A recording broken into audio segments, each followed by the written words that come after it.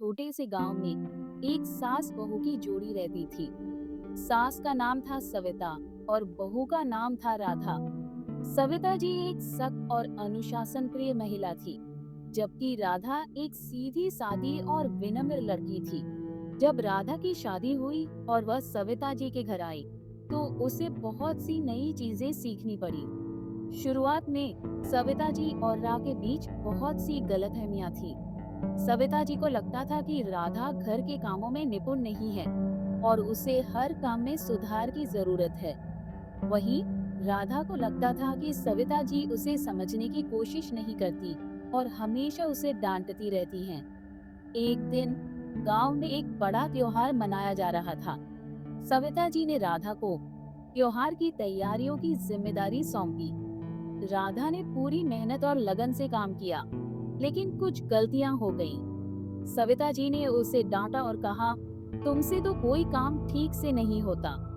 राधा बहुत दुखी हुई और उसने सोचा कि वह कभी भी सविता जी को खुश नहीं कर पाएगी। उसने अपने कमरे में जाकर रोना शुरू कर दिया। तभी सविता जी की पुरानी सहेली कमला, जो त्योहार में आई थी, ने यह सब देखा। उसने सविता जी से कहा, सविता, तुम राधा को थोड़ा समय दो। वह नई है और उसे सब कुछ सीखने में समय लगेगा। कमला की बातों ने सविता जी को सोचने पर मजबूर कर दिया। उन्होंने महसूस किया कि वे राधा के साथ बहुत सख्ती से पेश आ रही थी। उन्होंने तय किया कि वे राधा को समझने की कोशिश करेंगी और उसे प्यार से सिखाएंगी। अगले दिन सविता जी ने राधा को अपने पास बुलाया और कहा, राधा, मुझे माफ कर दो। मैं तुम्हें समझने में असफल रही। मैं चाहती हूँ कि हम दोनों एक दूसरे को समझें और मिलकर इस घर को खुशहाल बनाएं। राधा ने सविता जी की बातों को सुना और उसकी आंखों में आंसू आ गए। उसने कहा, माँ जी, मुझे भी माफ कर दीजिए। मैं भी आपकी उम्मीदों पर खरा नहीं उतर पाई। मैं वादा करती हूँ कि मैं पूरी कोशिश करूंगी कि आपको मुझसे कोई शिकायत न हो।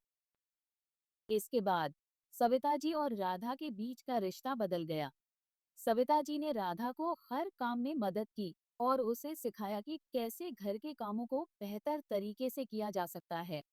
राधा ने भी पूरी मेहनत और लगन से काम किया और धीरे धीरे वह हर काम में निपुण हो गई।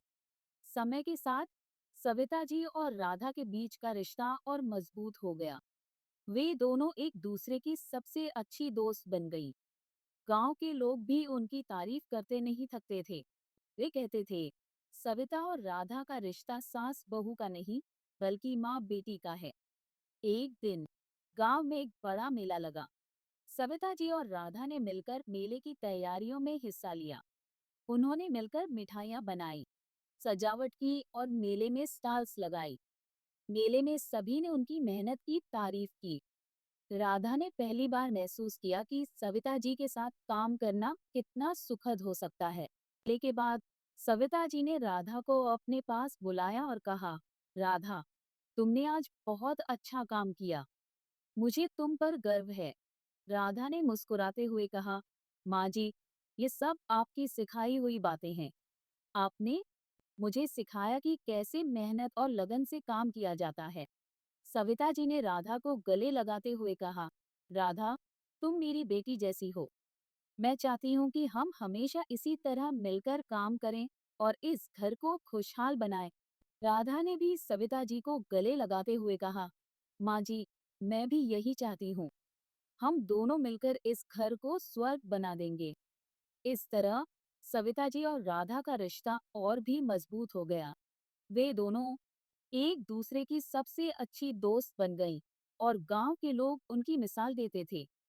उन्होंने ये साबित कर दिया कि अगर सास बहू एक दूसरे को समझें और प्यार से पेश आएं, तो उनका रिश्ता सबसे खूबसूरत और मजबूत हो सकता है।